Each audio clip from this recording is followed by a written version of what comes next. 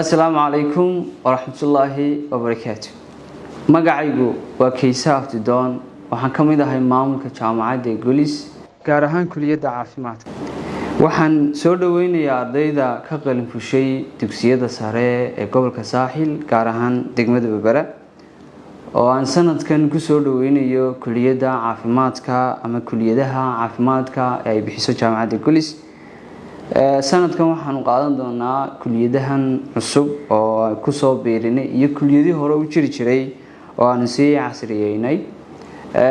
kuliyadda ugu horeysan qaadan doono waxa kamid ah nursingka oo kuliyad balaaran oo runtii bulshaduna u baahan tahay in la barto. kuliyadda labaad ee baran doona waxa kamid ah cilmiga nafaqeynta oo nutrition yiraahdo. nutrition sanadkan waa inoo diyaar. sanadkan waxay noo diyaaro ardaydan qaadan doona waxa kamid ah midwiferyga cilmigii hooyada iyo dhalaanka oo isaguna muxuu ahay aanu qaadan doono arday aan barin doono. cilmiga kale aan qaadan doono waxa kamid ah laboratory cilmiga shaybaarka oo isaguna sanadkan inoo diyaara.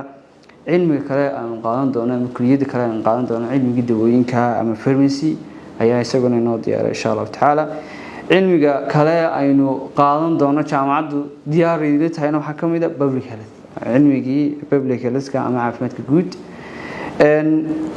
sanadkan waxa lagu soo kordhiyay oo hore u jiri jirin jaamacadda cilmiga ilkaha iyo afka oo runtii ku soo kordhinay jaamacadda sanadkan. waxaan leeyahay Golis waa dhisaha mustaqbalkaaga iyo ka bulshada ku soo dhaw Golis.